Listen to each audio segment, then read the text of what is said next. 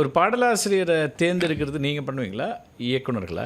Mostly இயக்குனர் தான். இயக்குனர்கள்லாம் சில பேர் வந்து அதான் சொல்கிறேன், இன்னைக்கு சினிமான்ற பொறுத்த வரைக்குமே சில பேர் அதெல்லாம் எனக்கு அது இப்போ எனக்கு அந்த நம்பிக்கைலாம் கிடையாது. இந்த காம்பினேஷன் அப்படின்லாம் வந்து பார்த்துட்டு சிலது வந்து ஃபிக்ஸ் பண்ணுவாங்க.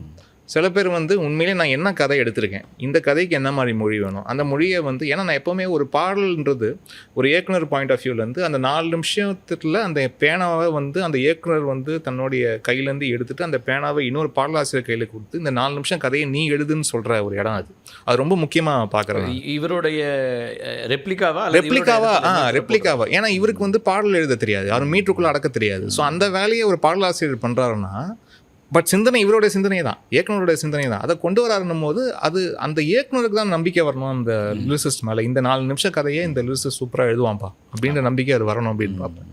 ஸோ அது வந்து நிறைய பாடலாசிரியர் கூட பாடகர்கள் நீங்கள் தேர்வு பண்ணுவீங்க. பாடகர்கள் ஆமாம், பாடகர்கள் பொறுத்த வரைக்கும் இவங்களுக்கு இது நல்லாயிருக்கும், இது நல்லாயிருக்கும். சம்டைம்ஸ் நம்ம அவுட் ஆஃப் த பாக்ஸை வந்து யோசிக்கிறது சொல்லிட்டு இருந்தில்ல. இப்போ இவங்க வைக்கம் ஜெயலட்சுமி அவர்களை வந்து இந்த மாதிரி ரொம்ப சோக பாடலுக்கே திருப்பி அவங்கள யூஸ் பண்ணுறாங்கன்னா அவங்கள கொண்டு வந்து ஒரு சொப்பன சுந்தரி மாதிரி ஒரு பாட்டை பாட வைப்போம் அப்படின்னு நினைக்கிறது. அந்த தாட் ஏன்னா எனக்கு முதல்ல கேட்கும்போது என்ன இவங்க இதுக்கு இல்லையா அப்படிங்கிற அதான் நம்ம நான் வந்து ஃபர்ஸ்ட்டு அவங்கள நான் சந்திக்கும் போது இந்த புதிய உலகைன்னு ஒரு பாடல், அது வந்து கௌதம் கார்த்திக் நடித்த ஒரு படம், அந்த படத்துக்காக தான் முதல்ல சந்திக்கிறேன். அதான் அவங்களுடைய முதல் தமிழில் பாடின ஃபஸ்ட்டு சாங்குமே அதுதான்.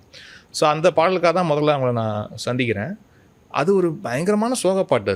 அதுக்கு தான் அவனை எடுக்கிறேன். அப்படி எடுக்கும் போது ப்ளஸ் எனக்கு அந்த டைம் தான் என்னுடைய அம்மா வந்து தவறின சமயமும் கூட. அதை எடுக்கும்போது பயங்கர எமோஷ்னலாக வர ஃபீல். அவங்க குரலில் வர கேட்கும்போது இன்னும் ரொம்ப பயங்கர டிஸ்டர்ப் ஆகுது.